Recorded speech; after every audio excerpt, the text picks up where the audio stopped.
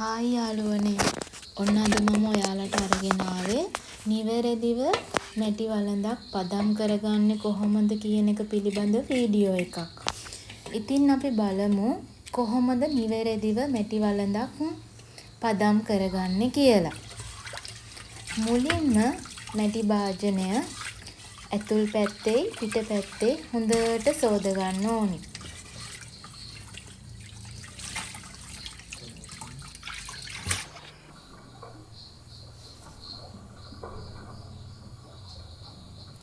ඊට පස්සේ වතුර භාජනයක් පුරවලා මැටි වළඳ පැය 24ක් ගිල්වලා තියන්න ඕනි.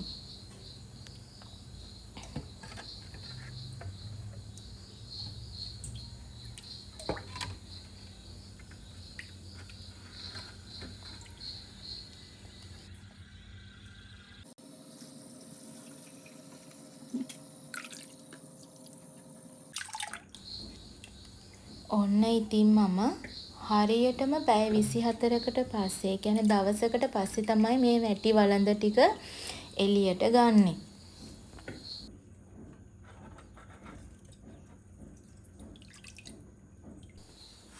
ඊට පස්සේ මැටි වළඳේ රෙදි කැබැල්ලක් අරගෙන ඇතුල් පැත්තේ පිට පැත්තේ හොඳට වතුර නැති වෙනතුරු පිහදා ගන්න ඕනි.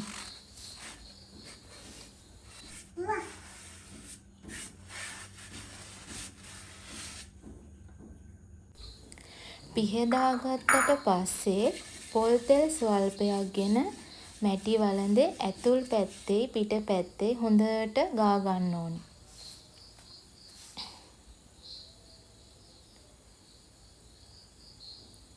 විනාඩි 10ක් විතර මැටි වළඳට තෙල් ටික උරා ගන්නතුරු තියන්න ඕනි.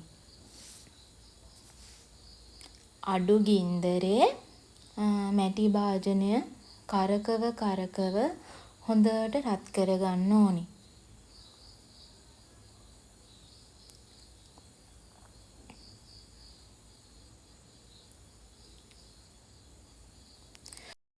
රත් කරගත්තට පස්සේ පොල් කුඩු ස්වල්පයක් මැටි වළඳට දමා බැද ගන්න. මේ වගේ ලස්සන වැදගත් වීඩියෝ අරගෙන නැවතත් ඉක්මනටම හමු වෙමු. හැමෝටම සුබ දවසක්. බයි ගයිස්.